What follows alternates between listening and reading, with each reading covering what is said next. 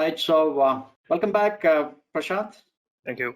Welcome, Prasun, Rajdeep, again, Vanessa, and Dr. Ashwin, and Shiv Prakash.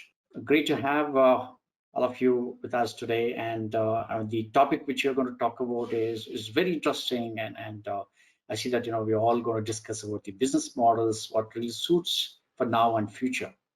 With this, no introduction required, where Prashant has already introduced. So I think we can have introduction from the the panelists. Request Prashant to take it forward from here. Great. Thanks, Prashant. Thanks, Shiva. But I think without wasting any time, firstly, thank you for the GWFM forum for us for getting all of us together so that we can share our thoughts and ideas. I do have at least 3 of my distinguished panelists here. So let's just start with a brief introduction. Being the gentleman here, I'll request Vanessa to start first. If you can give a brief introduction about yourself, we'll go round robin and then we'll move to the questions. Absolutely. Good morning or good evening, wherever you're joining us from in the world. And it's a pleasure to be here today. I'm Vanessa Nichols. I grew up in IBM's internal call centers and then into their outsourcing practice, and then moved into Concentrix. And then about 5 years ago, I joined RBC, which is a financial institution in Canada. I'm currently responsible for our WFM cloud transformation, as well as our contact center cloud strategy as well. And it's a pleasure to be here with you today. Thanks, Vanessa. Rajdeep, do you want to go next? Sure, Prashant. So, hi everyone, my name is Rajdeep. I head the workforce engagement management function at TCS for the digital customer experience management. Overall, 17 years within the contact center industry and 15 years has been primarily into the workforce management space across the different verticals and across the industries. So happy to be here and honored to be a part of this elite panel. Thanks, Rajdeep. Great to know you here. Dr. Ashwin, if you can introduce yourself, please. Thanks, Prashant. Thanks for the opportunity. First of all, thanks for the opportunity and happy morning, afternoon, evening, from wherever you're joining. My name is Ashwin, 25 years into the IT industry. Currently with Virtusa for the past 7 years. I handle a role called capability transformation and operations. What that primarily means is I manage the end-to-end workforce supply chain into the company. We are a company of about 25,000 plus people. So I manage the supply chain for the entire end-to-end supply chain for Virtusa. And my special interest is on employability. I've done my thesis on employability. How do we employ engineers who come out of colleges better into IT? That was my thesis, which I completed, and that's where I got my doctorate from. Thanks for the opportunity and looking forward for the session. Thanks, Ashwin. So before I kind of start, with the questions, I just want to kind of highlight as to how I want to structure the discussion.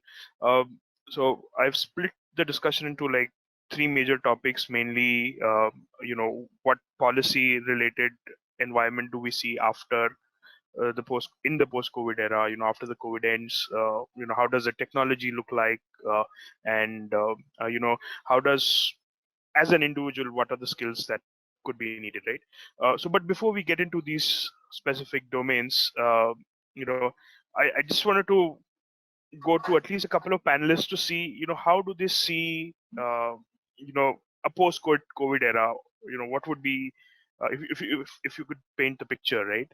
So let me start with Dr. Ashwin first, with the variety of background that you have. How do you see, what does post-COVID look like?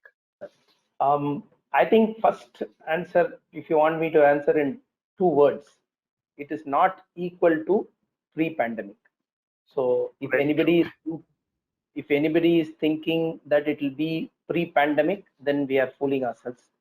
It is not going to be pre-pandemic. Even if the entire virus situation, we have all get vaccinated, we won't go to the pre-pandemic. So that's the first statement which I would like to make. Second is, we have found that digital transformation is not about technology, because the platforms are already there. All of us had work from home platforms across the board, but when the situation hit the roof, that's when everybody realized that digital transformation doesn't mean technology alone. Digital transformation means on the need you have to use technology. So that's what will change in the post-pandemic, where first of all we won't go back, and flexibility of workforce management, right? Workforce management's flexibility.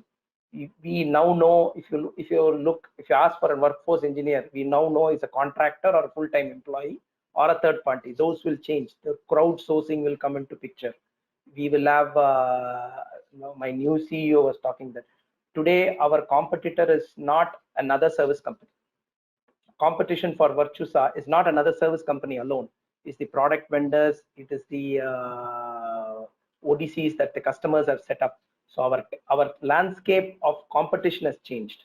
So if that has changed, and that is why our adaptability for the same has to change with respect to on-time, ad hoc fulfillment, on-time fulfillment, flexibility, having multiple skills. I've already seen a JD which was already complex has become more complex. People want many things, but they are also willing to know the real situation where you can take a person, learn. So where I want to get up it is 3 points, and before I leave it to the other panelists. One is, it's not going to be pre-pandemic. Second one is, flexibility will be the very key for any department. For workforce management, it will be a enormous amount of flexibility which we'll have to foresee. And the third one primarily would be in terms of this digital skills. Nobody can say I'm not a technologist. Even if you're in workforce management system, you have to know technology in some form where you can do those analysis for your organization. Thanks, Ashwin. I think that's a great perspective, and I absolutely agree with you. Technology adoption is like one of the challenges that we had. And we have the technology, but we don't use it. I think that's something even last year, I'd kind of covered on that. But yeah, I think COVID has taught us that if you adopt the technology, you can leap faster. Great. Vanessa, if you would want to add, I see your profile. You've been doing a lot of omni-channel now. There's a lot of omni-location. How do you see a post-COVID era? Well, I mean, first of all, I've got to agree with Dr. Ashwin. The one thing I know is that a post-COVID era does not look like a pre-COVID era. That's about all I know, is that it will be different, and that we need to be prepared to prepare ourselves for a vast world of possibilities in terms of how things, or how the pendulum will come back to, how it will come back down to what the new center will be. Particularly for those industries that have a strong retail presence, the band of which what the future could look like is dramatically uncertain. As we're having conversations, even conversations about preparing technology, we're still very unsure about exactly what those needs are, because we, in workforce management, we've moved from having to predict customer behavior and client behavior to also having to predict the technology behavior itself. There's a lot more interest from companies in investing. To follow on what Dr. Ashwin said, like we've had technology for a long time, but there is now much greater appetite within organizations to utilize it and to invest in it, and they see it as a necessary thing, because they're, right now is a living case where we have not been able to use things that we've used for decades, and we have to adapt, and we've had to evolve and use the new technology, and as such, they're now much more willing to invest in disruptive technology change for the future. So, to read that all back, I don't know what exactly it looks like. I know that it looks very, very different. I know we need to be adaptable in terms of our approach. It's a difficult move for us in WFM. Many of us have spent decades trying to speak with great confidence about making predictions about the future. You know, we've been looked to as experts for years, being able to say, hey, this is what we're going to need, and this is how we're going to get there, and this is what the plans look like. And, you know, those conversations have had to move from deterministic conversations to probabilistic. Like, you know, we think that we're going to come in this range of requirements depending on this behavior or this technology or this client pattern or this state of the pandemic. So, you know, flexibility, adaptability, openness, and I think, you know, certainly being candid and transparent about that uncertainty is a key business strategy moving forward. Thanks, Vanessa. I think that perspective is really good. And, you know, at least personally, workforce management actually deals with uncertainty the best in an organization. That's what I feel, right? Because we deal with uncertainty at every interval. I know this is a larger economic as well as environmental uncertainty, but I think we are, at least my personal view is that we are very well equipped. Thanks for that perspective. And I see Prasoon is on the call. Prasoon, welcome. I'll just come back to you. Let me just finish this round with Rajdeep. Rajdeep, would you want to add anything to Ashwin and Vanessa's viewpoints? Sure, Prashant. So I think both Dr. Ashwin and Vanessa have, you know, very nicely articulated. And one thing is very clear that, you know, the future is not going to be same as, you know, what we have witnessed in the past. Now, my inputs are, you know, in terms of what the post-COVID era would look like is, so it has definitely acted as a disruptor. I think the technology always existed, the platforms always existed. The adoption was probably something that many organizations and the leaderships within the organizations were slightly hesitant upon, but that push came through this disruption that happened in all our lives. So, and we have also seen the effectiveness of these models now. So I think it was kind of an overnight adoption that had to happen because of the lockdowns getting announced. And, you know, it may not have happened in a very structured manner, but now as, you know, things are settling down, people are looking at more from a structure perspective.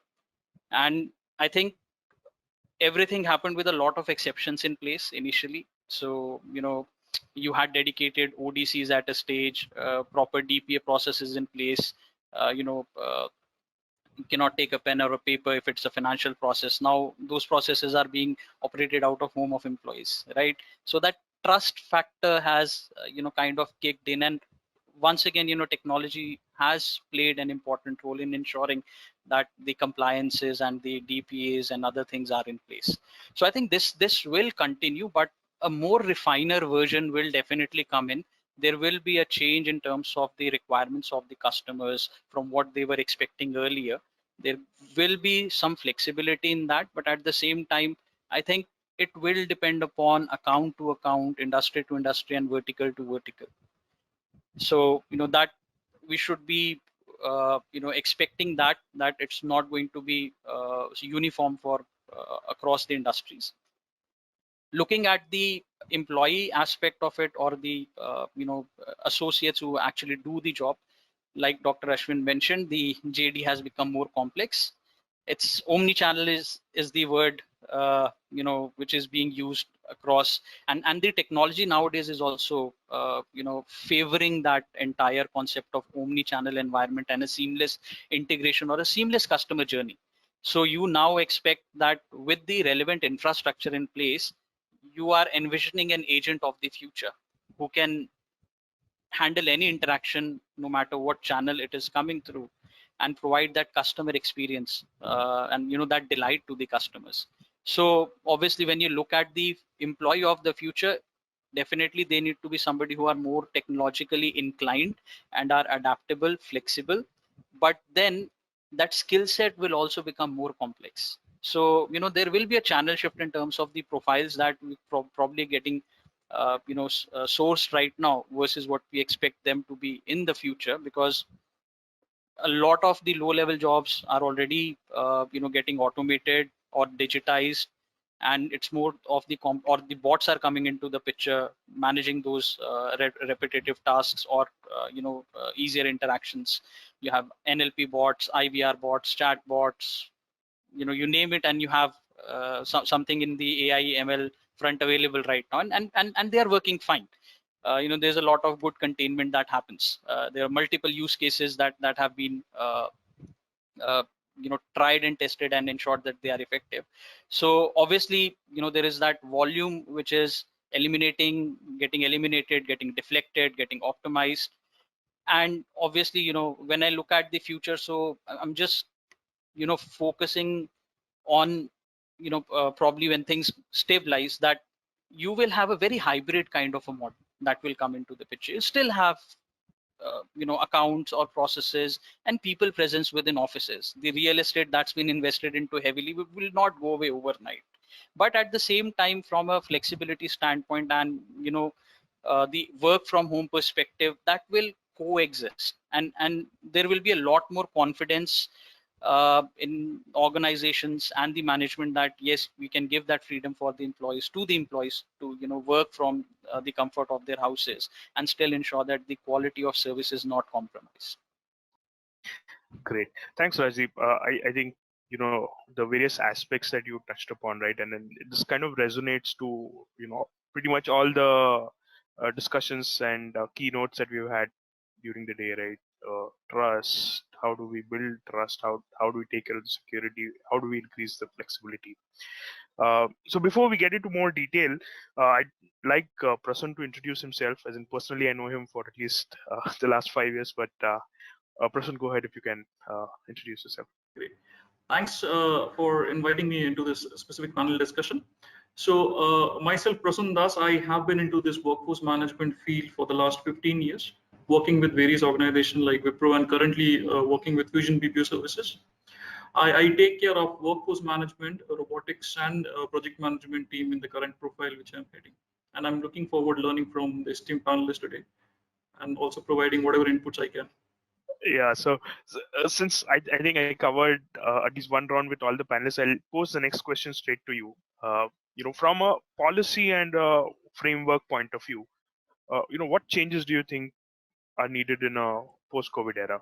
So, Prashantji, I think during the pandemic situation, organizations were forced to integrate and implement the work from home policy. It was not an option; it was a requirement. However, post this pandemic situation, organizations would have the option to choose between the work from office or work from home situation, which we have been discussing today. Resuming to work and returning to office again is another difficult transition that requires careful consideration for us and attention. So changes in policy and procedure to suit this hybrid environment are the major consideration that an organization would have to focus on. Specifically, key 3 points which if you would like to understand from me would be evolution of organizations' work from home policies and processes. Because as we have been discussing about flexibility, going forward, employees would be looking forward for the flexibility to choose their work location, be it work from home or work from office. So that evolution from the work from home policy processes would have to take into place if the organization would have to have the competition edge. Number 2 point would be from an employee retention perspective. So with the hybrid model coming into picture, HR policies would have to be more focused on the segment of both the workers, be it a work from office or work from home. So while we have seen pre-pandemic, there was more focus on employee engagement and employee retention on work from office employee. During pandemic, there was more focus on work from home employees. However, post-pandemic, the HR processes, policies should be focused and balanced in achieving retention across both the segments, be it work from home and work from offices. So these are the 2 critical key components from an organization perspective, which we would be seeing putting in more focus. From a government perspective as well, to encourage employment, I see multiple programs getting launched, like the NAPS module which we have, or the Atmanirbhar modules which we have, which is getting launched in India, which ensures incentivizing the organization through multiple different skill development programs to upskill and train their specific employees. So I would strongly believe that these programs, these schemes which the organization, which the government have been doing, would be continued the post-pandemic, just to encourage the employment within the country or the state. So these are the 3 key takeaways for me, Prashantji, which I see as a focus area from a policy standpoint. Great, thanks, Prasanna. I kind of completely agree with you. As in the company policies and the country level policies governed by the politics, I think that's that all needs to come together. So Dr. Ashwin, as in with your experience, what would be your views on this? See, I totally agree to Prasanna in terms of, during the pandemic, it was not of a choice. But post-pandemic, there has to be a lot of focus towards the policy creation and educating the people and the leaders, the managers. It's not about, actually many times the team below know the policies, but the managers do not know the policy. So that's where the communication has to happen in both the angles. Because people, you'll be very surprised, the end employee actually reads all the mails from the company, because there is this thing, but the leaders and the managers, the middle level people have to be educated. That's one thing on the policy. Putting a policy is one thing, but ensuring that the leaders and the management are totally enrolled to it is one important, and speak the same voice. That's one thing which is very, very important. Another one, from a true policy perspective, in terms of, so I was reading somewhere, it was very, and I can see it personally in many, with me, my family, and with the pandemic, actually the number of female employees who are leaving the job has increased, fundamentally because the education needs, at least I'm talking about the Indian scenario, where we are looking at the mothers, because previously schools were there, the children used to go to school. Now they are not going to the school, so their parents are required, and you can't have a helper coming in, right? So these are small nuances. If you want to, if people talk about gender diverse, that now it has to rethink that plan, because it's not just by working from home, you're not going to give opportunities in different, there has to be policies. And for example, just by saying people can work from home and leave it to the managers will expect the person to come to office. So there has to be clear cut this thing that people should, there should be laptop enabled. Everybody should be laptop enabled. It's not that after pandemic you collect all the laptops, right? We gave all the laptops during the this thing. One important thing is, as we got, and it's not about totally no office, because see what happens is, there has to be policies in which if a person needs to come to office and has to work, maybe he cannot work from home. Not everybody can work from home. He doesn't have a personal space at home to work from. He has to be given, the policy has to be tuned so that to help that person also. So within a geo, and am I making sense? Within the geo, within, even if a policy, there has to be a place for an employee to say, I don't want to work from home. I cannot give the same productivity if I don't come to office. So you can't say, I won't have space for you. Because obviously, I'm sure that next question which is going to, how do you redesign your workspaces and all that, right? You have to define workspaces for people who don't want to work from home. Absolutely agree. Yeah, I think the policies do have to kind of adapt, and you kind of rightly pointed out, framing a policy is not just it, right? Getting it implemented and making sure it's communicated well. I think that's important. I think in one of our previous panels today, there was a lot of stress on the communication piece, and I think Raghavendra in an earlier panel also stressed a lot about how the government policies are still not catching up. For example, for a gig employee, there is still no minimum wage defined.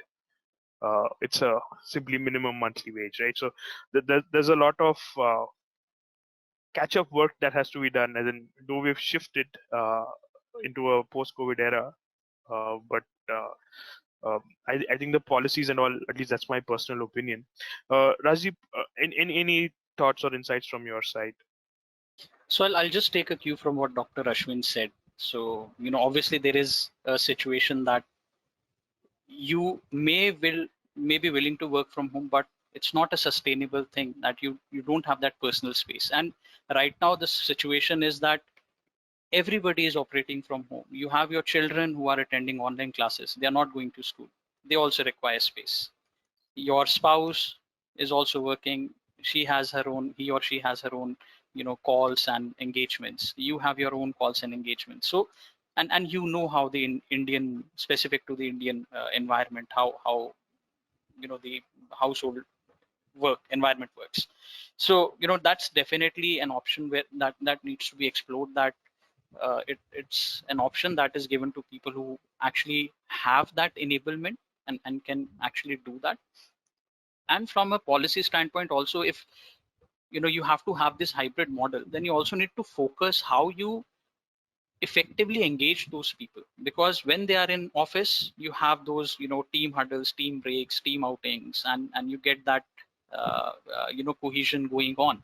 But how do you manage that with somebody who is at home, right? So definitely have a rotation policy in place, that at some days even a person who is working from home needs to come to office.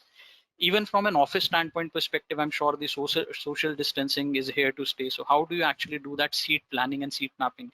Rather, there was an interesting RFP requirement on one of the recent accounts, wherein they have actually explored that how do you do the seat planning basis the social distancing measures in place. So the requirements are changing, and like you rightly mentioned, that the government has to do a catch-up.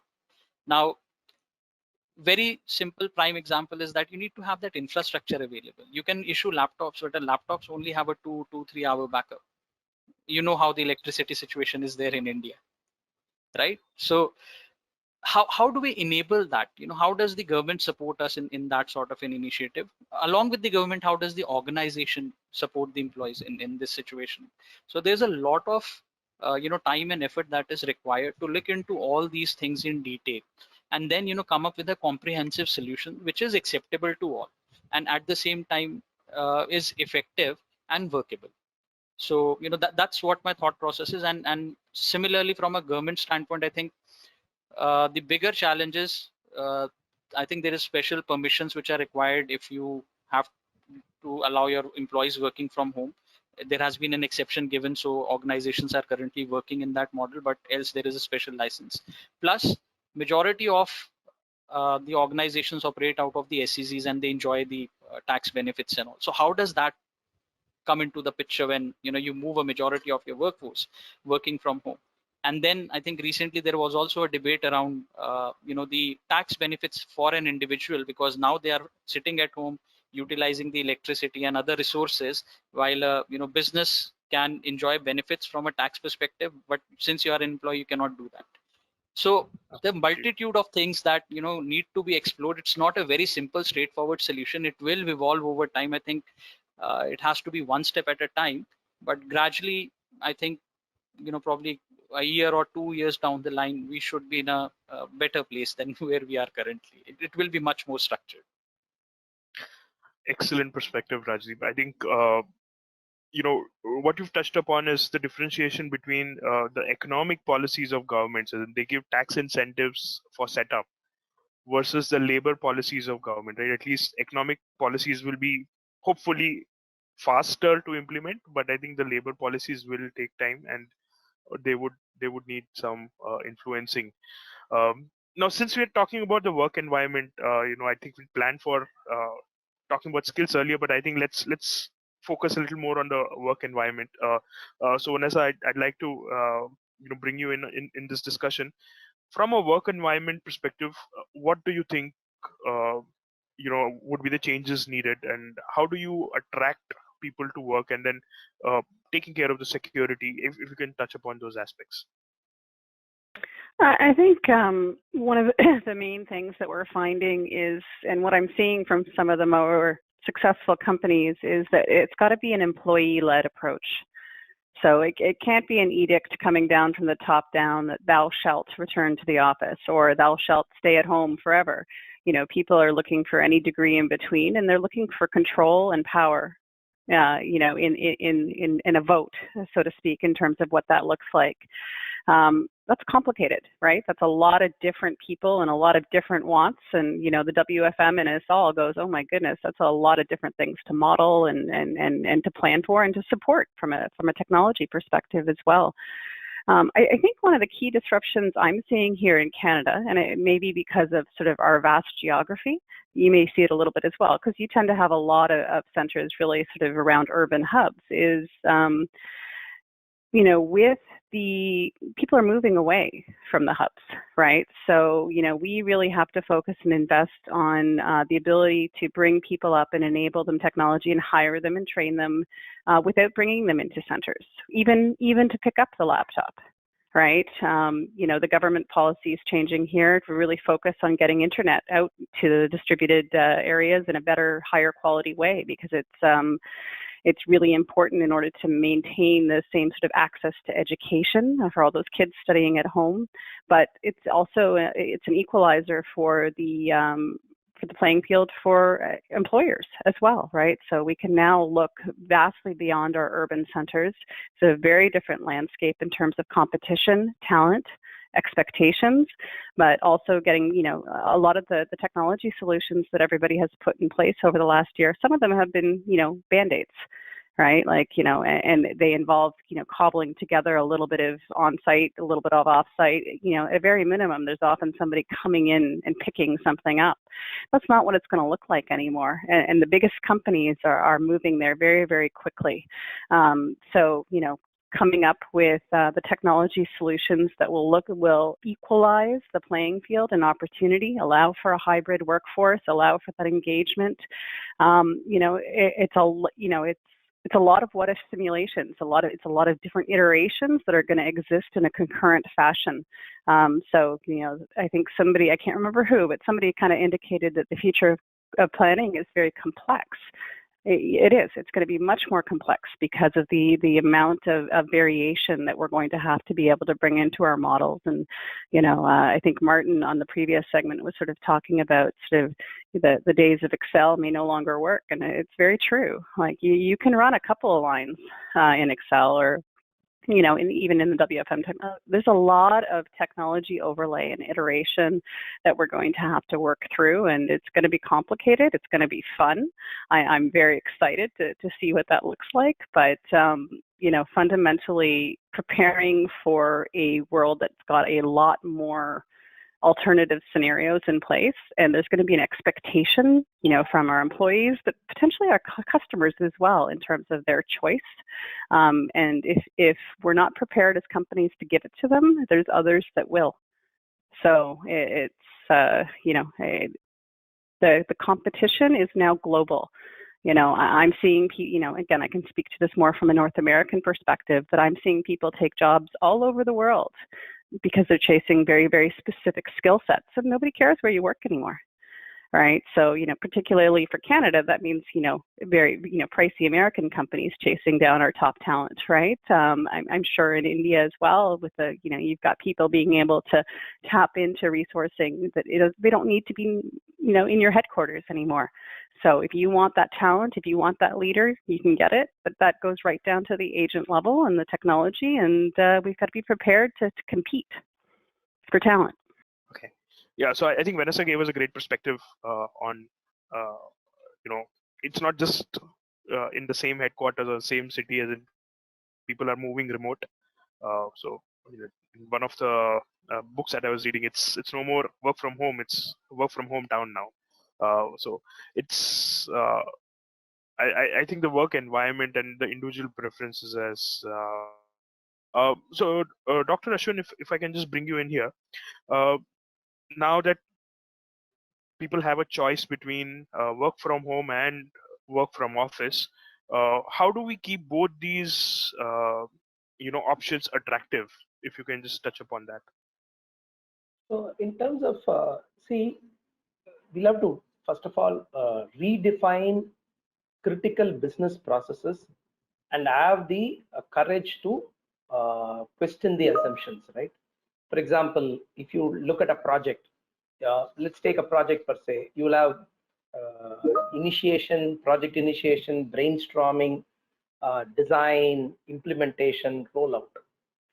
We need to define certain things where absolutely there is need for everybody to come to office at the same time, right? There is in an entire life cycle, and maybe that's only 5% of the time, 5% or 10% of the time.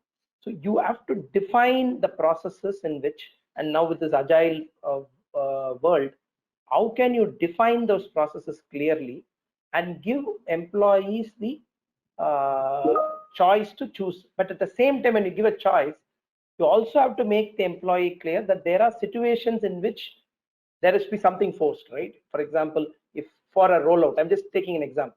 For a rollout, there is a meeting where everybody has to come in. People have to come in. So what I'm trying to say is the processes have to be defined and assumptions have to be, because in pandemic there was no choice. So it was all and frankly everybody accepted it because it's no choice, right? There was no choice at all. And I don't believe attrition happened because of this push. Attrition, because they know the entire industry was going in that. But after pandemic, what's going to happen is you have to clearly define.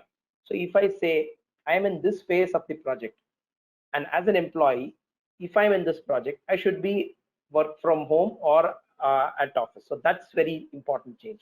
Second one is when you are defining these. See, a lot of time mentoring happens or leadership comes into play on one-on-one interactions. It's not that after 6 months, after 3 months in a review, you'll give feedback.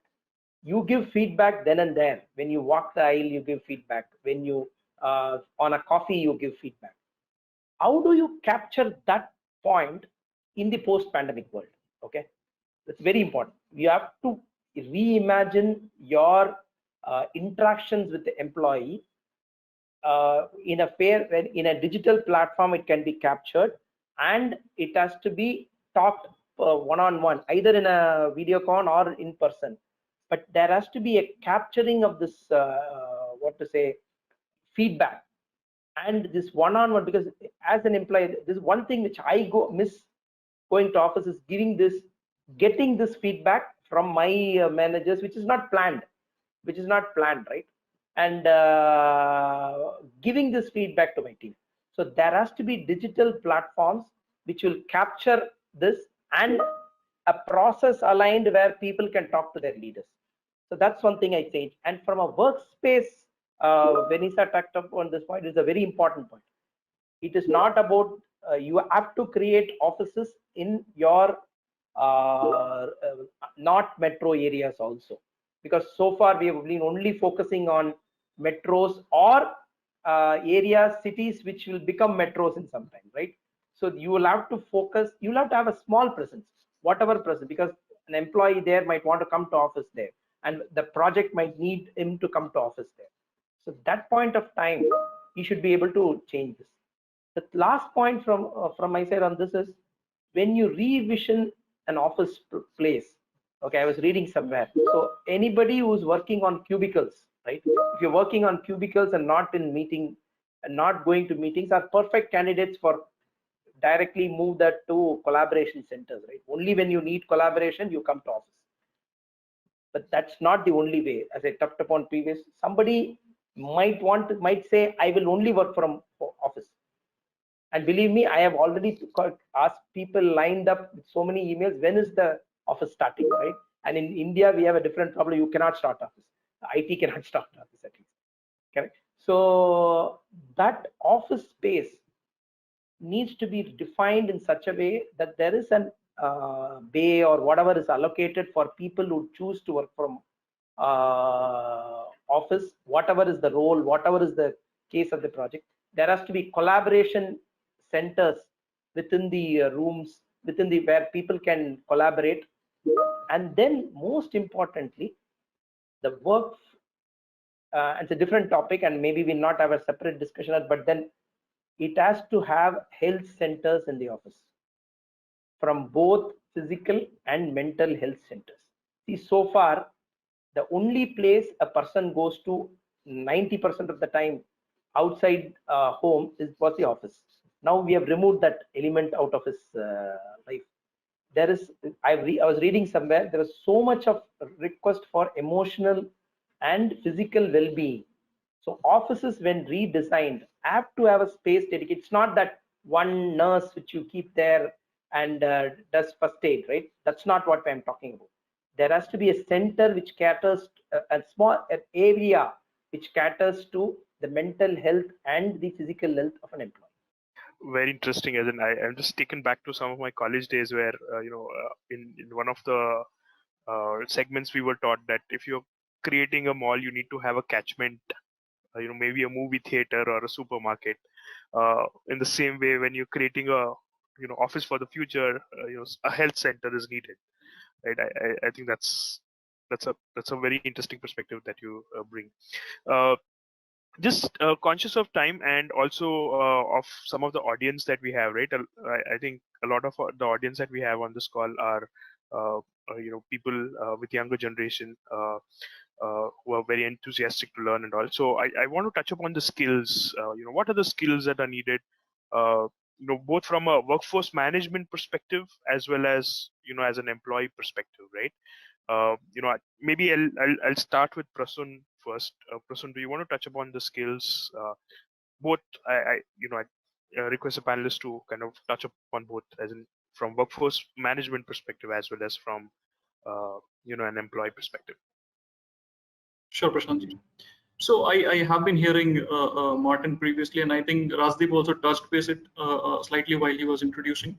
So while more and more clients are nowadays looking for driving cost optimization, what I have seen is a rise in self-service engines for end customers, be it a chatbot or AI-based IVR, intelligent FAQs, and many more intelligent self-service engines.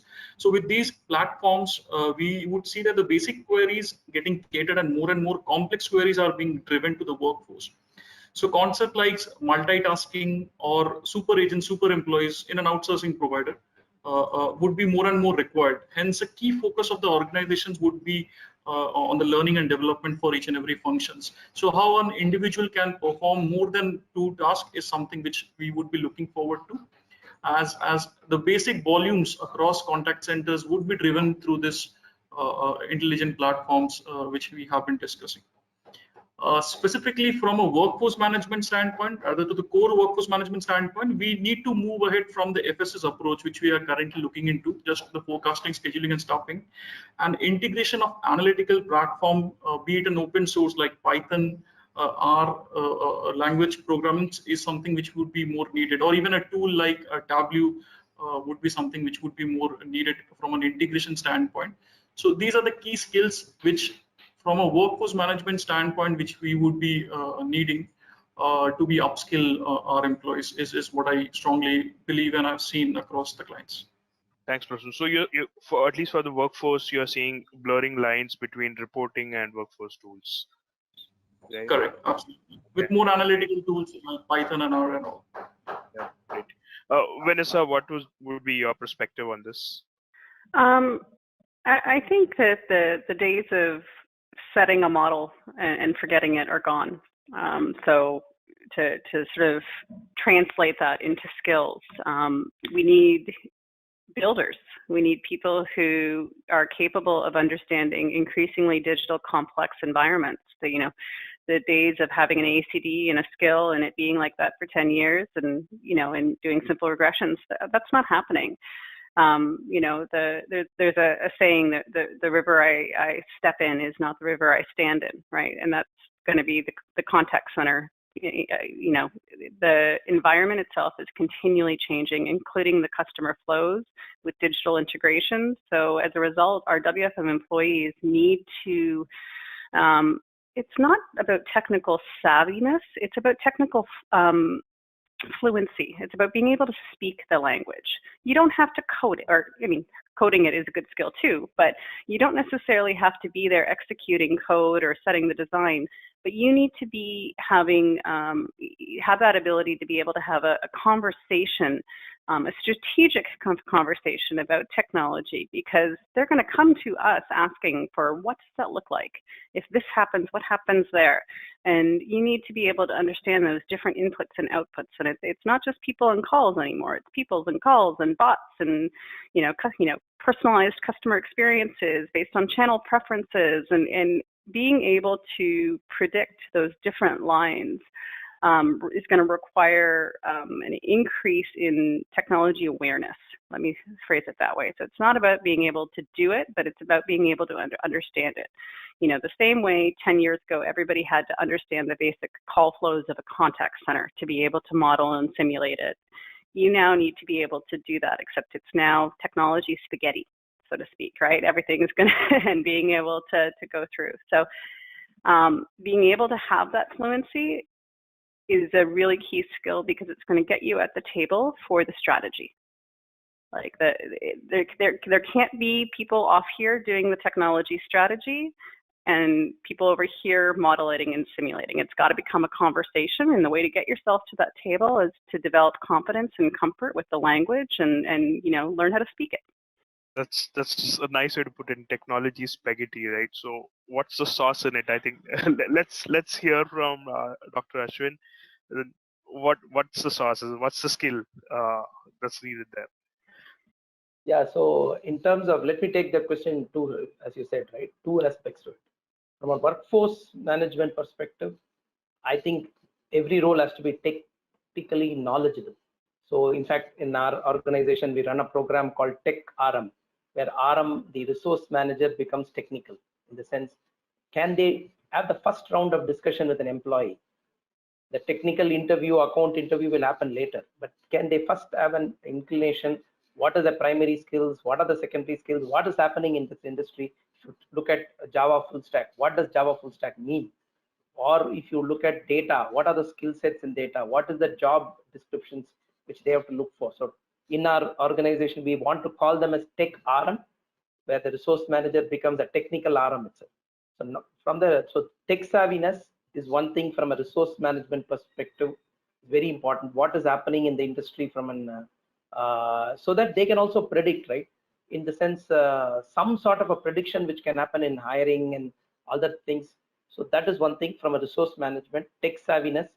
Second point from a resource management is the supply chain will be the most flexible unit which every company will want, the supply chain flexibility. And if you look at a manufacturing industry now, suddenly China was removed, right? Big part of the supply chain. Now, if you look at the workforce management system in an IT company, if you look at that, the supply chain has to be there. It's always flexible, but now the flexibility has been, it must be in the DNA, because we have to have, if suddenly people will ask hundreds, 200s, and suddenly people will say, no, I don't want. So there has to be methodologies by which we can sustain that and take a view, and also go back with options rather than saying no. So that's the two. One is tech savviness, get ready for enormous amount of flexibility requirement that will come out. That's from a resource management, from a workforce management. From the workforce, digital. Everything will be digital technologies, whether you want to take React, you want to take the Angular world or the React world, whether it is cloud world, whether it is data, it is going to be these buzzwords, and it is not about knowing the buzzwords, it's about knowing how to code the damn thing. So there is nothing, so there is, I was in an article where there is no tester now, right? There is no vanilla tester. You will code and test. That's how it works, right? You'll code and test, and if it is not, if it's a vanilla tester doing vanilla testing alone, his job is in real trouble. He has to learn the part of data or something, security and all that, right? So that is more important in terms that digital skills and all these buzzwords, you have to implement it and show proof. I always say, my last point in this is, future code is your resume. In an IT world, and I can speak, your code should be your resume. You don't have to have a resume itself. Show the code which you have developed and prove that you have developed it. It's not a cut and paste. Show the code and then you get a job. So that's the model which I would say from an IT perspective, where an IT services provider, purely from that perspective. Yeah, but at least from a BPO side, from where I generally come from, the services perspective, I think code, I may not know, but I definitely have to be conversant to the technology. That is, at least to me, React and Angular, I don't know how to code, but over the last 1 year I have learned what these two tools do, what is the difference between the two, because when someone comes and asks me, I should be able to tell them what it is. uh, the organizations do look upon the workforce management team to help them with solutions, and so having that little bit of technical background, and to what Prasun said, right, uh, the lines between the reporting, WFM, and all are blurring, so it's all one. Then Rajdeep, if you want to just add on the skills perspective first, and before I go on to the next question. So I'll take the workforce management skill set first. So I think the transition has already happened. The blurring of lines has already happened. So that's the reason, the WFM term is kind of an outdated term. It's transitioned from a workforce management to a workforce optimization, and now in the new avatar, it is called the workforce engagement management. So you're just not focusing on the forecasting, staffing, and scheduling aspect of it. You've already inculcated the analytics side of it when it comes to your speech and text analytics, your desktop and process analytics, your sentiment analytics. And even from a quality monitoring and an interaction recording perspective, gone are the days when you used to have a sample monitoring. Now all your interactions are getting recorded. There are tools available which automate all your quality monitorings and give you a comprehensive score, not just on a sample. So I think that blurring has already happened, and that's the need of the hour when it comes to the workforce. The people who are managing the workforce management function, that they have to upskill themselves, they have to move up the ladder, invest time, and learn these new tools and technologies which are there. Now, like you very rightly mentioned, Prashant, that you have to be conversant in terms of when these technologies are in the play. Now, a lot of focus is on the AI ML thing, specifically when it comes to the forecasting side of it. So there are modules wherein you can develop a forecast using an R or a Python, and for that you actually don't need to be a hardcore coder to do that. The codes and everything are available online. You can just pick it from the web, paste it. What matters is that the background knowledge or the working of how these models will work, how will you test these models on your test data set, how will you make your model mature enough to give you the right level of accuracy that you want these models to work out. Similarly, from a workforce standpoint, the skills, definitely, like I mentioned, you're looking for somebody as an agent of the future, a superman or super agent kind of a person who can do everything, manage all the channels. But it's difficult to get there. You can't expect one person to do it. Hence, the technology interventions will once again play a lot of roles. Already you have these unified desktops coming into the picture. The likes of Amazon Connect, Genesis have the omni-channel experience offering, wherein they are uniting everything and giving the advisors or the associates a comprehensive view of how they can service the customers in a better manner. Gone are the days that they have to open 10 different applications and scroll through them. So that's making it easier for the workforce to manage the work. And similarly, because it's getting simpler, they are able to take on more complex work.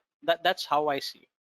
Plus, the evolution is also happening. So with the bots coming into the picture, there is also a very unique role which has developed, which is that of a bot trainer, which is actually nurturing the bot over a period of time, training them over a period of time to ensure that they start behaving like a human being or a human mind. So that's also an evolution that has happened. That's a really interesting one, Rajdeep, because that's not very different from what people have had to do with forecasts over the years, right? Tuning them Correct. and training them, and it's a natural evolution. Yes. Absolutely.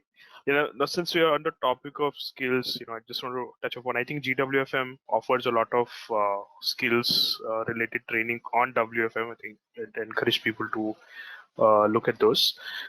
Just moving on to the next topic, again, one of the things that over the sessions that I've seen since morning, there's a lot of paranoia on the security aspect, of working from home versus working from work, right? In a post COVID era. So, I'd like to touch upon that. As in, what are the key security considerations, that you're seeing, and RBC being a bank, right? If I'm not mistaken, Vanessa, would you want to touch upon that? I'm pretty sure whenever you ask for flexibility, security is the first consideration that you have, right? Well, I mean, I've got to first say I'm not a security expert. They have an entire wing of the company that is devoted to that security, and we're a heavily regulated industry. So I think someone earlier sort of made mention that some of the permissions that we have right now are interim, right? So we're going to be learning to find out what we can and cannot do long term. Now that said, we had a remote presence for our contact centers well before COVID, and we certainly will have, but certainly for certain more intense areas of business, there was a requirement for on-site supervision. So it'll be interesting to see if that comes back post-COVID, or if there will be continued accommodation there. But from a technology perspective, in terms of security, it's really interesting in terms of there's a cultural element there at play as well. So I remember when I saw some of the first virtual centers put in, where it was just an expectation that there was a web camera, and if they were on, it was on, and it was a security play, and nobody questioned it. It was fine. We talked about that very early on during COVID, and my executives lost their minds. They're like, no, we could never do that. We could never make them be on camera while they're taking calls and whatnot. So it's interesting watching the different cultural reactions to technology solutions for security. Now that said, we've got incredible data analytics tools at our hands. So the ability to, as you said, not just monitor a sample, but monitor the whole, allows us to put checks and balances in place that were never possible before. So that really is the approach that we're taking. We are also looking at some targeted hiring streams. So one of the streams that I'm very, very curious about is we've got sort of a military family network. So as we lean into sort of very remote hiring, where we don't have, it's a sort of a air quotes safer demographic to lean into true virtual hire, and there's a really good sort of community element to it as well as we lean into that. And the most important thing is making sure that our clients feel like we're protecting their information. It's their financial identities. It's not a small thing. We've had 0 breaches throughout COVID, which, given that we sent 95% of our staff home within 4 to 6 weeks, I think is just simply incredible. And we, have continued to recruit and onboard new staff. So, I can't give you, maybe, I think you might have been looking for a more technical answer. But I think it's about using a combination of strategy and the macro data analytics that we now have the ability to do that we didn't have before, and having good faith and trust that being in an office was not. Look, I've worked with many international call centers, and we can say that being in the office is a security measure, but it isn't. There's not, you can, I think it's a false sense of security, that, because you badge in and because there's, might be cameras overhead or whatnot, like, yes, it looks safer, but I think for anyone who's ever been on a contact center floor, the opportunity for fraud is just as prevalent in a physical location as it is remotely. I think the advantage is when they're remotely, we're watching for it even more, and we're going to use better tools and better tactics in order to find it. I think, though you said you're not a security expert, but you were able to use quite a bit of technicality there. Thanks for that. And the way I personally kind of differentiate the security is the physical security versus the digital security, right? The cameras, the badge-ins, badge-outs, that's there. But on the digital side, right, there is, I think when COVID started, a lot of those myths were broken that, things cannot be done from home, and now those things were also being done from home. And now we see, people thinking, okay, when we are back, what are the security measures that we need to kind of relook at, and as Dr. Ashwin was saying, right, and I'll actually go back to him on the security aspect, right. Some of the myths and assumptions have been broken. So from a security aspect, new problems are also cropped in. Right? So in terms of see, there are each of the customers have also introduced tools for in terms of monitoring the productivity of people. Right? In terms of as a service provider, we cater to a lot of large customers, and large customers have their own these things in terms of tools to monitor login, logouts, video, all those. So we also have to get consent from the employee to use it, and we also have to ensure all the security has a impact on the employee. Okay, for example, let me put it in this way: when you go to a center, there are ODCs where you cannot take your mobile. You can't take your personal mobile into the this thing. Now with this pandemic, everybody had their own. They were connected, and they used to be connected. Now those employees, again, if they become not connected, it's going to create a lot of challenges. So in terms of the security, I think there are a lot of tools which have come up, but there is a lack of, in the sense, I am 100% sure trust cannot be replaced. So how trustworthy is your employee? I don't think there is any tool that can predict it, right?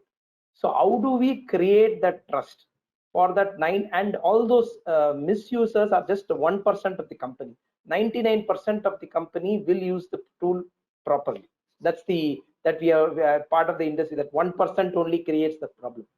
How are your security policies ensuring that the 1% are identified and not the 99% get affected? That's what I want to put, a long-winded answer.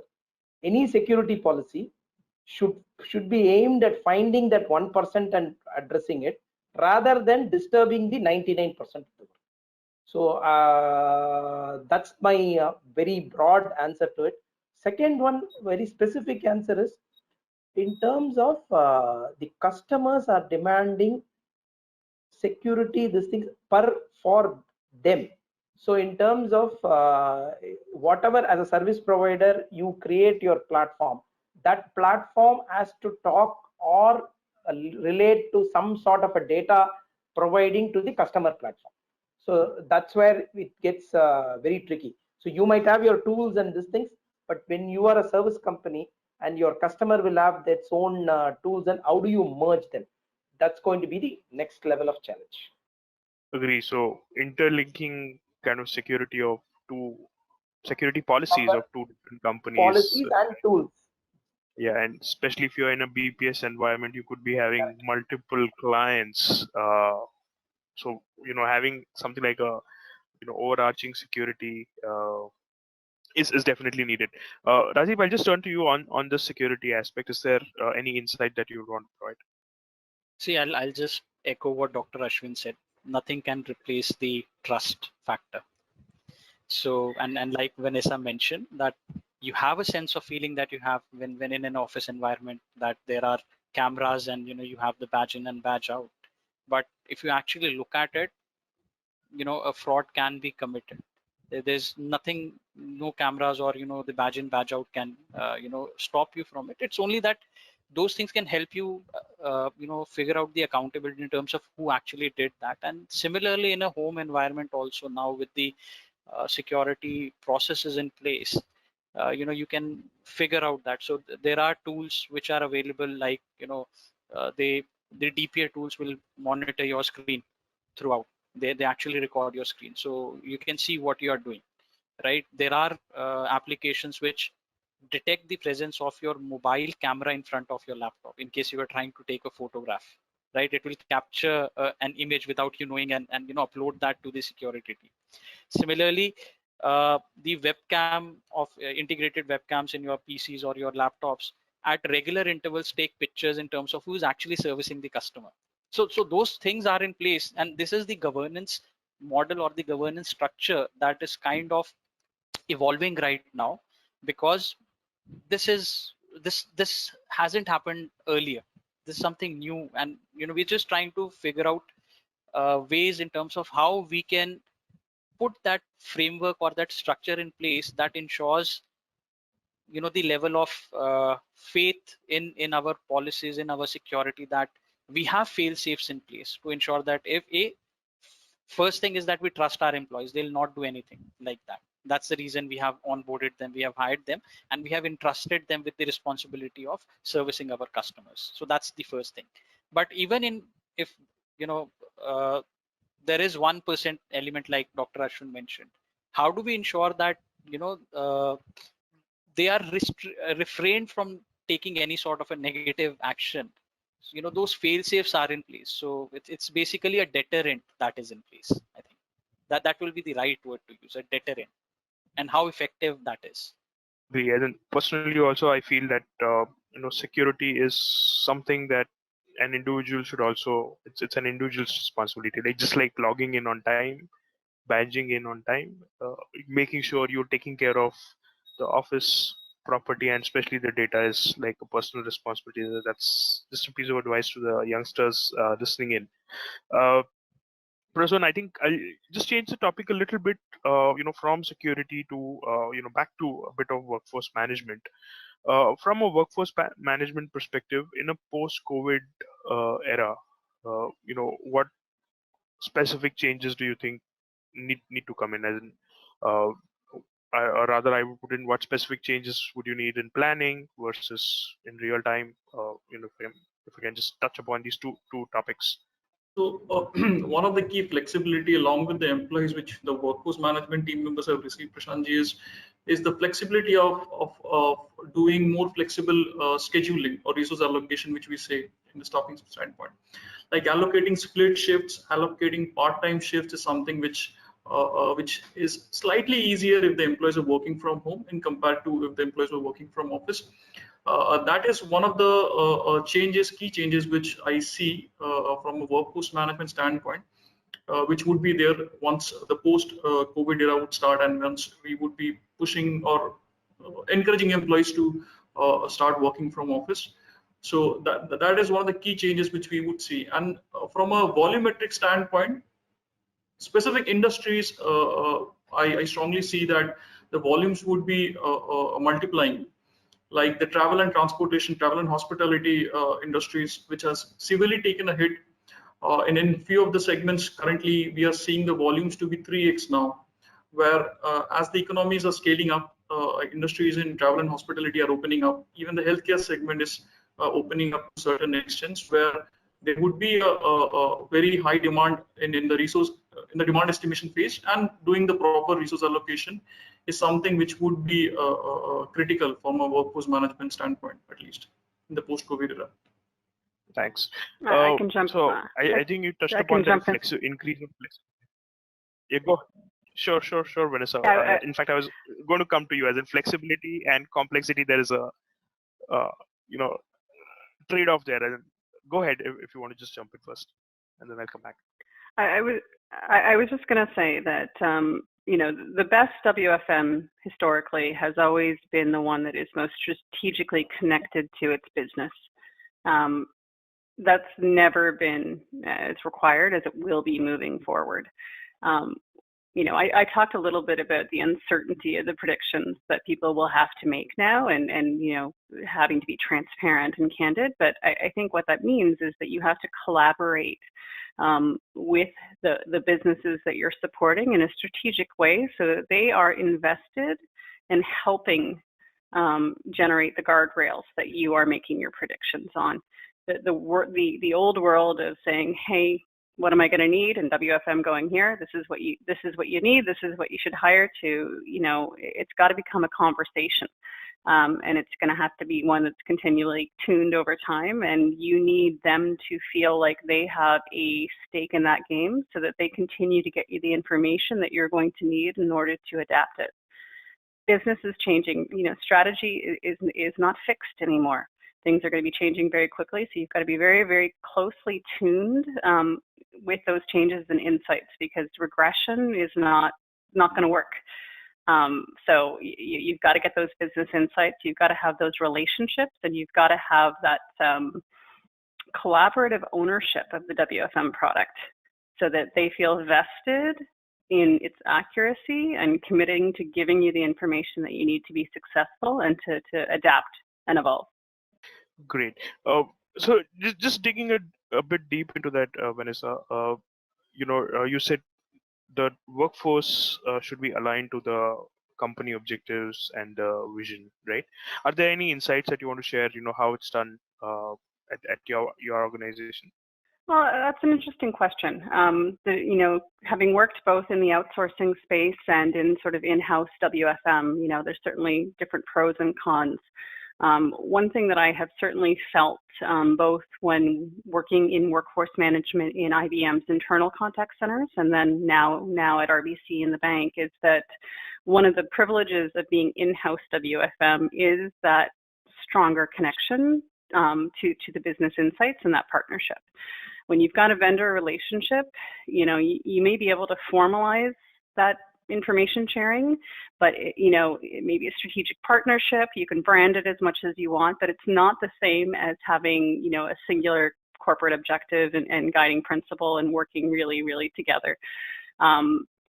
So I always, as I'm mentoring people in the WFM space, I always highly recommend having employment both in an outsourcing or BPO space where you can sort of get that access to a vast variety of different contracts and industries, and really be able to get that sort of scale of applied practice. But there is also something very interesting about being able to work with an in-house WFM. You may not have the same access to benefits of scale and WFM best practice, but once you have that, it allows you to get deeper into that business strategy and really get underneath. WFM is tends to be a key strategic arm, within companies directly. So when it is outsourced, it's a different, as much as we try to avoid it, it's a different relationship. So it's much more strategic and much more of an influencer as well, right? It's no longer here, this is what we think is going to happen, go model it. It's, what do you think? What do you think are the most powerful things? What should we poke at? And we can, again, it becomes that ongoing collaboration of, hey, if you looked at this a little bit differently, they're much more apt to listen and to be able to incorporate that into their strategic plans. Excellent, thank you. I just come to Rajdeep first before we end with Dr. Ashwin. So Rajdeep, any insight on what's the workforce team of the future and how the workforce is going to evolve? So I'll just reiterate what Vanessa said, and probably trying to add a little bit of additional flavor onto that. So there's a common saying in the contact center space that history is the best prediction of your future. That's the reason we always look at historical data. Now that ground has changed. Do we have history? Yeah. Do we have history? We don't. Yeah. So the COVID pandemic has actually changed, the base for us. We really cannot say that, this is what will happen in the future. And that is where I see that the entire shift from all our modelings primarily being on the quantitative side of it are now going to shift to the qualitative side of it. I think that's what Vanessa was trying to say, that when she was saying the strategic inputs from the business, because I also, having worked in American Express in a proprietary center, can relate to the fact that how the various departments in terms of the sales, marketing, promotion, finance and everything come together and provide their inputs for us to create that forecast models, which in a vendor scenario or a BPO scenario does not happen. You get a direction in terms of the forecast and you work on it.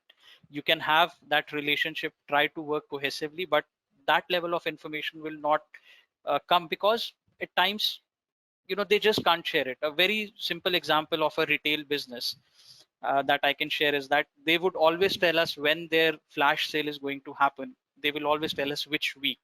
They'll never say which day and at what time will that happen, because if that information leaks out, their competitor might have their flash sale a day before and the customer will spend the money. So irrespective of how closely knit you are, how cohesive your relationship are, there are certain business risks or secrets that they will not tell you the full picture. But with this situation, I think both the vendors and the clients in this case have to work together in order to ensure that those qualitative models are robust enough to provide a good prediction of how the forecast is going to turn out to be, and that's the basis of your entire planning. So I think that's where there will be a paradigm shift in terms of how planning is being done. And I think even the workforce management tool providers who are there in the market have kind of sensed that change, and you will now see that a lot of them are also offering the causal model of forecasting as a module, rather than just providing the time series and the regression models, which were completely dependent upon historical data.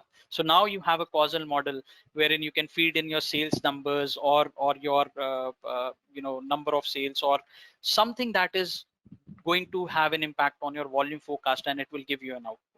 So I think that shift is already happening. That's the future. That's the way to go. It will be more of qualitative rather than quantitative when it comes to planning. Now, coming to the real-time aspect of it, I think in my experience, I was amazed, and I'm just sharing an anecdote from my previous days when I started. Walked into the, I think it was Converge's contact center, and they had this massive command center set up. I went there for an interview, and I was amazed to see those big screens and multiple people over the phone. It was just like an air traffic controller tower. That's how it appeared to me, and I was fascinated. I think that was the gold level setup, which continued for a lot of time, that you have to have a command center setup when it comes to the real-time monitoring.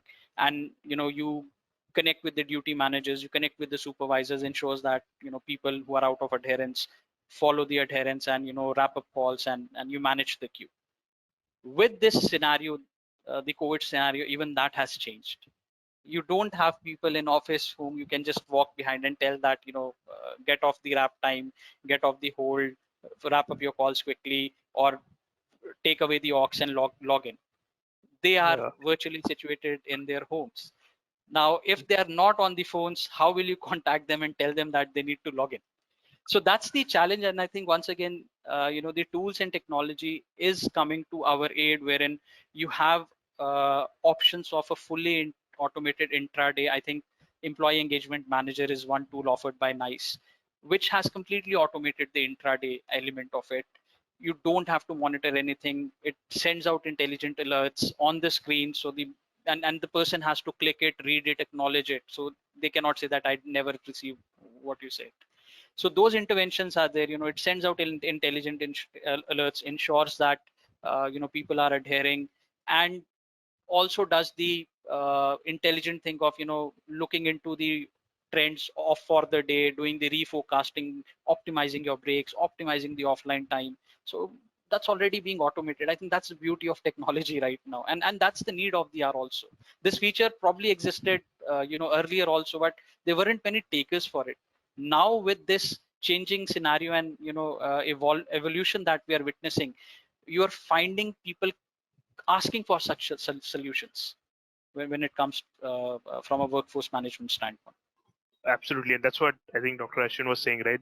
Technology existed, adoption didn't, and I think the pandemic has forced in the adoption. Ashwin, if you want to kind of touch upon this topic, and then we'd move on to question answers. Yeah, I think most of were brilliant answers, and brilliant. All this is relevant to what I do also. One thing which I see is in terms of the post-pandemic and also the workforce, we have to know, this is from an IT services development background, the top bets the company is going to take. So you have to know that. No tool will know. It is your intelligence that you listen to your management, listen to your leaders, listen to how your customers are moving. I think that top bets have to be seriously taken into, and it need not be immediate bets, right? The top bets means that they will have a path, and that path will hit resource management at some point. how quickly you understand it and make some changes. It's as simple as maybe you have to tie up with a training partner. It can be as simple as getting your build versus buy. For example, internal resources or external resources, which is your contracting agency. Those proactiveness have to come in, and it is already, we have seen that happen. And this no tool will go into do. I can assure you that no tool will. It's your bets that company is going to take, and how you are connected with that bets, and how do you change your ecosystem to cater to that bets will define your success. Absolutely agree on that. So I think we've touched upon quite a bit of topic, and we've been able to create a picture of how a post-COVID era would look like and how we can operate. So Dr. Shiva, I'd look to see if there are any questions from our audience before we wrap it up. Yes, there is some question. Tanay Rai is asking question, how beneficial would part-time employees be in a work from home environment, and what would be a good share of part-time and full-time resources in the hybrid model? Okay. Who would want to take that? Rajdeep, should I park it with you? It could be So gig. Yeah. So if I understand the question correctly, Dr. Shiva, it's basically looking at that sweet spot in terms of the ratio of part-timers and the flexible workers. Is Right, that right. the question? Right. Yes, right. and also the role of part-timers, because generally part-timers are perceived to they come only for certain time, and I think part-timers from home versus flexible workforce from home, I think that's a part of the question. Sure. So I think Prasoon touched upon it, initially. So and this is specific to the Indian environment also, that we normally do not get part-timers very easily. They're very hard to find, and even from a retention standpoint, there have been issues in terms of their attrition and other stuff. That's what have been my experience. But now with the hybrid model and the working from home as an option, I think this is an option that can definitely be explored, which will help us reduce the level of inflexibility. So I will say that sweet spot or that optimum level will be determined by the level of inflexibility that you will have in your schedules when all of your workforce is working from office. Because post that, it will really not derive any further benefit to you. So if you are able to match your demand against your supply, at an interval to interval basis, and you negate all your inflexibility, you really don't need anything over and above that. So depending upon the process, depending upon your account, whatever scheduling rules are there, I think that ratio will vary, but that sweet spot will also always be that level of inflexibility. As long as you're able to reduce that to the minimum, that is where you should stop. Other than that, there wouldn't be any further benefit out of it. I mean, that's more from a cost or optimization standpoint. Having said that, we were discussing this other day in one of our accounts. The flexible shifts, yes, and I'm talking about full-time shifts over here, that an 8 or a 9-hour shift split across 4 hours in the morning, then a couple of hours break and 4 hours in the evening. Eventually, if you look at it, that's only possible in the work from home scenario. If you are in office, you still end up spending that 10-12 hours in office, plus the time traveling to and fro from work. So that will not be a sustainable model. So I think, and even from home, only some people who will actually have their own requirements also, wherein they need this flexibility, will probably take up for it. Else you will say that once I'm logged in, let me get over with the shift, and then I'll just log out and relax. So scientific approach is look at the inflexibility. The ratio should be such that your inflexibility is reduced to the minimum. Over and above that, you really don't need to look or build those part-timers, because eventually you have to end up training them full-time only. You will not never have a part-time curriculum, and eventually you'll get half the productivity from a part-timer. So it makes sense to just hit that sweet spot. Awesome. Any of the other panelists would want to add anything to what Rajdeep said? I think I would just reiterate. Go ahead, Vanessa. Go ahead. Go ahead. No, go ahead. Okay. Go ahead. I just think I would reiterate that the concept of part-time versus full-time has been effectively replaced by flexible work models.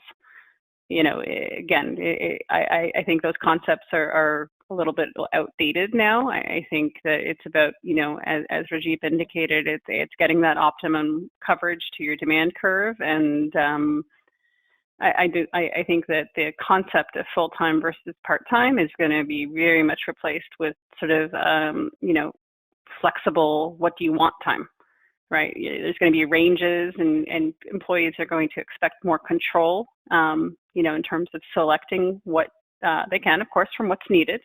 And WFM really, it's about enabling that technology to allow the employees to self-optimize against that demand curve. So it's enabling that sort of that practice, that process design. And again, I don't think it's 20-hour shifts. I don't think it's 50-hour shifts. I think you may have people working 20 hours one week because of family demands, and perhaps scaling up to 60 hours the next week, or whatever your local regulations allow. But again, it's about letting them sign up on their terms for the hours that they can work with, provide an educated technology base that can show them where we need them, and let them self-optimize that view. The world is saying, hey, you need 10% part-timers on this contract, or 40% part-timers on this contract. I think those days are long gone. I absolutely agree, right? I always imagine, the incoming volume as a curve versus shift as a Lego block. It depends on how you want to stretch or fit. As long as you're able to fit the blocks in the curve, that's the flexibility that you want. And whether it's part-timers, flexible shifts, those are just the tools. I think someone, Ashwin or Prasan, do you want to add on? Otherwise, you can take the next question. I think we can go to the next question. Great, thanks. Dr. Shiva, if there are any more questions? I hope we answered the first one. Check with the audience member. Yes, I think this has been very good and very quite useful answer from everyone. There's one more question. What is the right model to suggest for the organization as far as the hybrid model, which we have been talking about it? One is on the resource mix, another one is the workplace mix. What is the right ideal that should be suggested? Yeah, what's a kind of percentage between how much work from home versus work from office? What is the ideal or best practices in the industry, so that the organizations have been following, and some kind of learning from the usefulness of it? One is to have productivity, at the same time retention, creating happy employees at work, learning, and future readiness put together. Okay. Great. I'll take that. Okay, go ahead, Ashwin. So like Vanessa said, I don't think anybody can put a number to it. It is more, we will learn as it comes, because nobody knows the animal by itself. The beast is an unknown this thing by itself. But I will tell you, roles need to be defined, which can be done remotely, which can be done not remotely. I think that roles, and for that roles, what are the activities which can be done remotely and not. So there are some roles which is absolutely needed at on-site. I think we have to be defined that. I think that has to be, because right now everything is pushed, right? In the sense, there is nothing, everything was at home. Now we'll have to define that part, right? And what are the activities? And what are the stages of a project? See, from where I come in, everything is a project.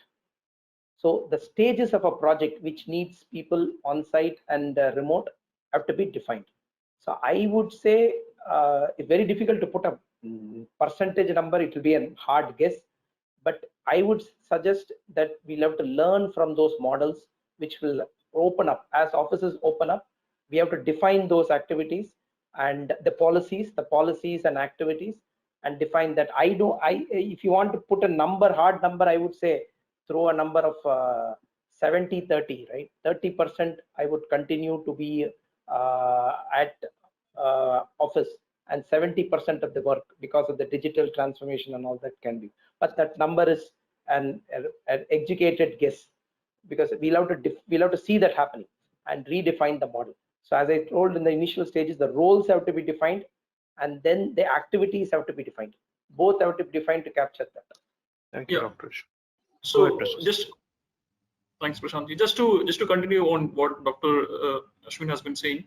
So I absolutely agree with him. There is no hard-coded number which we can currently quote, because even the organizations are still trying to figure out what would be the best suited number. So it is based on the organizations or the campaign where we would like to drive the specific work from home or workforce office. But there are a couple of things which would impact that specific decision of moving into work from home or work from office. As Dr. Ashwin has been mentioning, complexity of the work. Easy, low complexity workers can be allowed to work from home. Work where there would be more complexity, where a more governance process would be required, are something where we can still ask employees to encourage them to work from office. And also another angle would be from a logistical standpoint. While everyone has been working from home, there are few employees, workforce strength, who don't have the infrastructure or the logistics, even with the support from the organization being provided. So I think they should be given the flexibility to work from office instead of work from home. That's how should be the approach which the organization should be driving this hybrid model. Thanks, Prashant. Yeah, thanks, Ashwin. I don't see any questions as of now. I think I can ask for some closing comments. Yes. Okay, so I think just to wrap this up, as we've discussed, like the variety of topics and all, like future definitely is uncertain. We can only, as Dr. Ashwin was saying, we can only take a calculated guess, right? Educated guess right now. But then I think we are equipped with the technology, the tools, and there could be more that can be developed. Flexibility has increased, complexity has increased. So with all that as part of the spaghetti, it's the sauce that you bring in that's kind of needed. So as this part of the closing comments, from each of the panelists, if I could ask you to simply describe in like maybe a sentence or so, what do you think is one primary thing that is going to happen in the next few years in the post-COVID era? So we'll just quickly go roundtable. So let's start with Prasun first. As we have been discussing, adapting to the technology transformation is something which would be a key factor out here, Shanji. Great, thanks. Key takeaway, Dr. Ashwin? I think digital skills, whichever way you want to develop as a workforce manager or as an employee, the digital skills acquisition and and putting to use. It's not about acquiring knowledge, it's about putting to use, will be a key differentiator. And Rajdeep? I'll say not a sentence, but one word, which is evolution. I think we'll keep on evolving and keep on reaching new heights. So that's how I foresee the future. Awesome. Vanessa? I'll just say I think we all need to have an unprecedented level of appetite for disruption. It's a roller coaster. Have fun with it. It's the days of set it and forget it are gone, and that's a good thing, and it's a fun thing, and there's never a time when you need WFM expertise more than in a time of change. Absolutely. On that roller coaster note, I thank all my panelists. I think I enjoyed talking and hearing your perspectives. Appreciate your time today, and thanks for being a part of this panel. Thank you. Dr. Shiva, back to you. Okay. Thank you so much, Prashant, for taking your time. It's been a long session for you, right from the morning. Thank you so much for taking your time, and Rajdeep as well. Thanks for your insights, Raj. And Ashwin, it's been a great learning from you. And I think Vanessa just left. I think it's been a great learning from you, Vanessa. It's good. I think first time we're getting to meet up in your forum. I think we'll have to go a long way. And thanks, Prasun, for the very good insights. And with this, really, GWFM expresses deepest gratitude for your presence and your valuable knowledge sharing. It has been an immense pleasure having all of you together.